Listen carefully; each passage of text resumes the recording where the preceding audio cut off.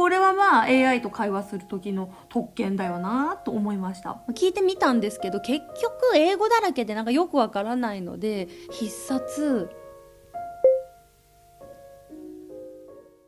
はい、皆さんこんにちは。オンライン英会話で英語の勉強してますみなです。本日もよろしくお願いします。本日はね、今流行ってるチャット GPT を使ってね、おしゃべりをしようと思います。まあ、スピーキングの練習ですね、しようと思うんですけど、結構ね、パソコンでチャット GPT を使ってる方多いイメージなんですけど、私は今日自分のスマートフォン、iPhone を使ってね、こうパパパってやっていこうと思います。実はね、英語を勉強してるけど、喋る勇気がないとか、オンライン英会話をやる勇気がないっていう方が結構いらっしゃるんだなっていうのを知る機会が最近あったんですよ。で、今回は無理に外国人の人と喋らなくったってネット上でできちゃうよという紹介です。なので、これを見た後は、今まで喋る練習はしてこなかったけども、これを機にチャット GPT を使って喋る練習をしてみようかなと思っていただけるのではないかと思います。ちなみに普段はオンライン英会話を使っていろいろ頑張ってる様子をアップしてるので、またぜひ見てやっていってください。というわけで今日の目次はこんな感じです。まずはチャット GPT に自己紹介をネイティブっぽく直してもらう。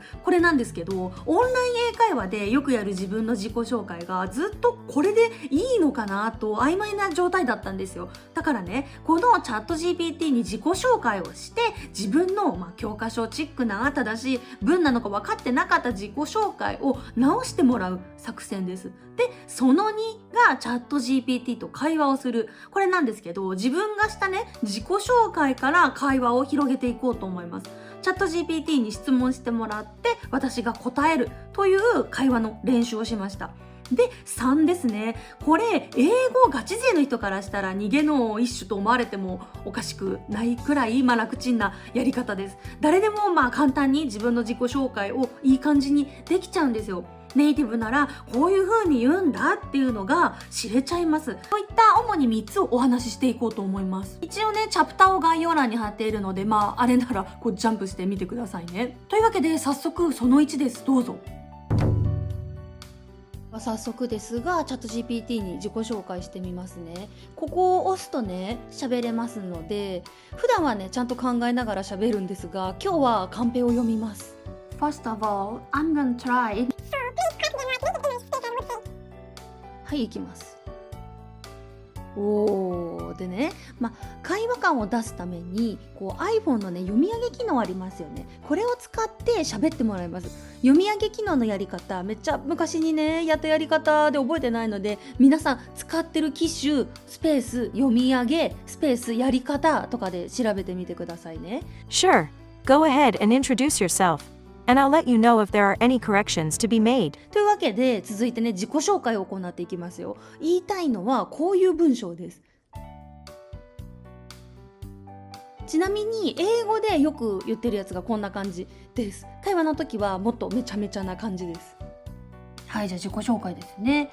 I'm Mina. I live in Japan and I... はい、では自己紹介全部言いました。いきますよ、どうぞ。なんか返答がありましたね。なんかざーっと見ただけでもいい感じになってるのがわかりますね。比較したらね、こんな感じです。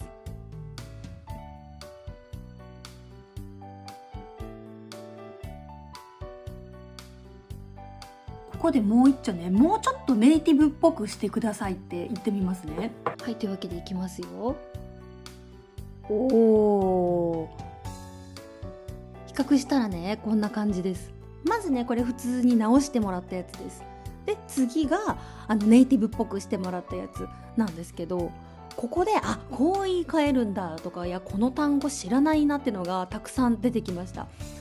あとはこの単語知らないでしょ。で、これも知らないし、ね、知らない単語も言い回しもいっぱいあるので、なんか勉強になりました。いや、ただね、なんかもっとネイティブっぽくしてって頼んだやつ、ネイティブっぽすぎて何言ってるか分かんないところが結構あって、こういうのをね、会話しながらさらっと喋れるようになりたいなと思いました。というわけで続いて、この自己紹介から会話を広げていきたいと思うんですけど、私 iPhone 使っててね、iPhone の12のミニ使ってるんですけど、いつからねついてるか分かんないんですけど、読み上げ機能があるんですよね。この読み上げ機能を使って、その機種に iPhone に読んでもらうことで、ちょっとばかかし会話っぽさが生まれると思います。あとは知らない単語の発音だとか、文と文のつながり、リンキングってんですかね、そこの辺もわかるし、勉強できていいなと思いました。ではその2です。どうぞ。はい、じゃあまずはありがとう。じゃあ今からもう一度自己紹介をします。で、質問をしてください。それを続けたいです。で、もし私が間違ったこと言ったら正しい文に直してくださいっていうことを言いますね。Thank you very much. And now I'm gonna introduce myself again. Then please ask me one question. で、読み上げてもらいますね。 Sounds good, Mina. Please go ahead and introduce yourself again. And I will ask you a question based on your introduction. I look forward to continuing our conversation. さあ、というわけで自己紹介言って、さあどうぞ。なんか質問してくれましたね。いやでもね、なんとなくこれわかるんですけど、カムアップがわかんないんですよね。というわけでちょっと聞いてみますね。 Sorry, what do you mean come up? なんかめっちゃ頑張ってますね。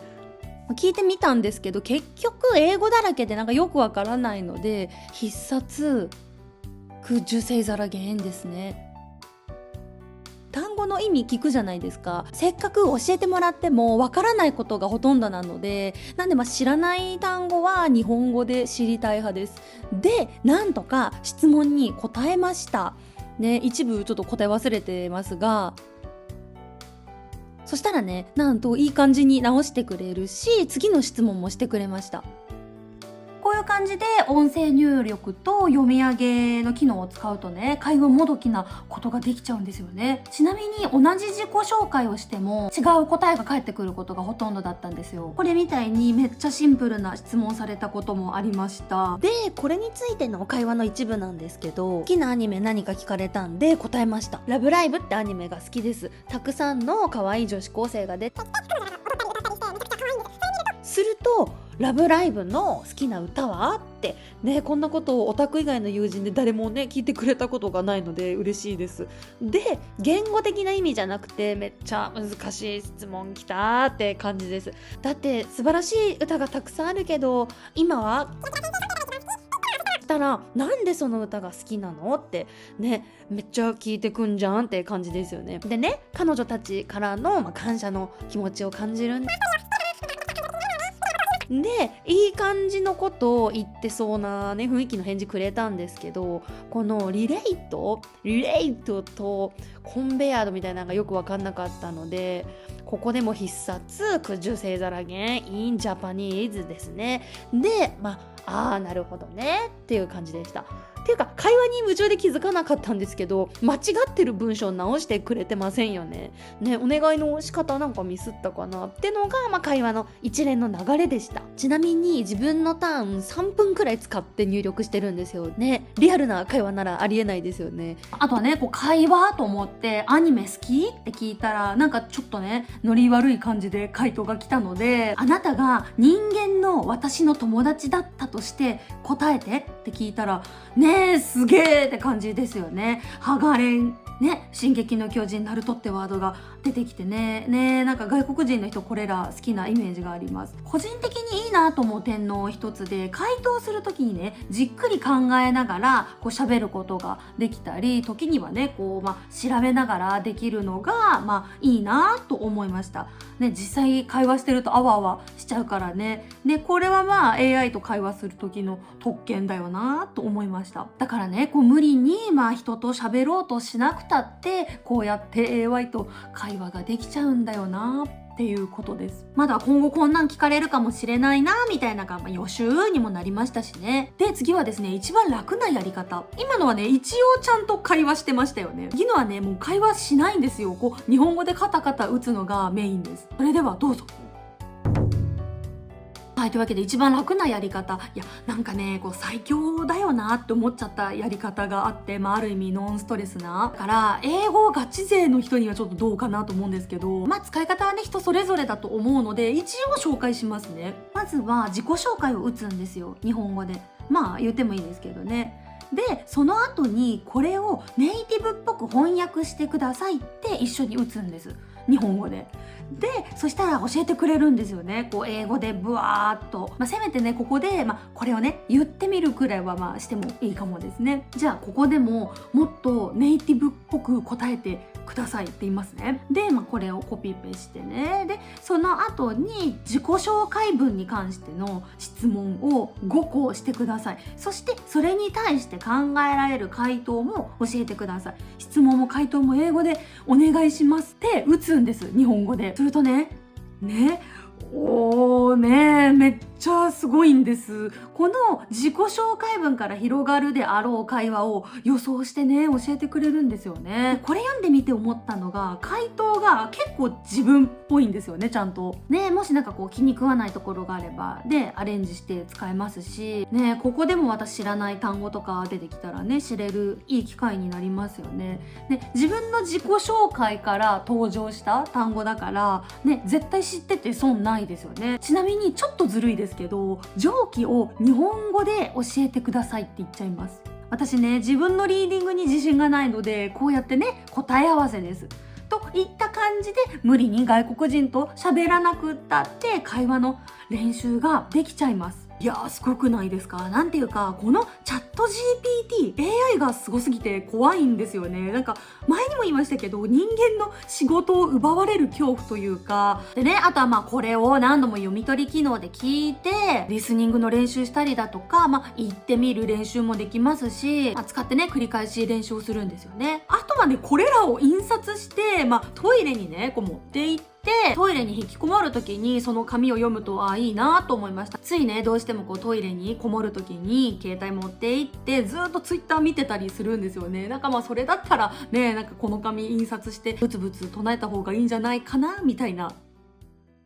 はい、というわけで本日の動画は以上でございます。本日はオンライン英会話をやる勇気がない方も人見知りの方もスマホで簡単にチャット GPT を使ってスピーキングのおしゃべりの練習ができますよといったお話でした。いや普段オンライン英会話でこうがっつりレッスンをされてる方もたまにはねこうずっとがっつりやってるとしんどい時もあると思うので、こうやってね AI と喋って疲れたらもう勝手に会話やめてブツブツ唱えるだけにしてみてもいいのではないかなと思います。ちなみに次回はさっきねチャット GPT が作ってくれた私の自己紹介文、あれをネイティブの先生にねチェックしてもらおうと思います。はい、というわけで本日も最後まで見てくださってありがとうございました。それではまたお会いしましょう。さようなら。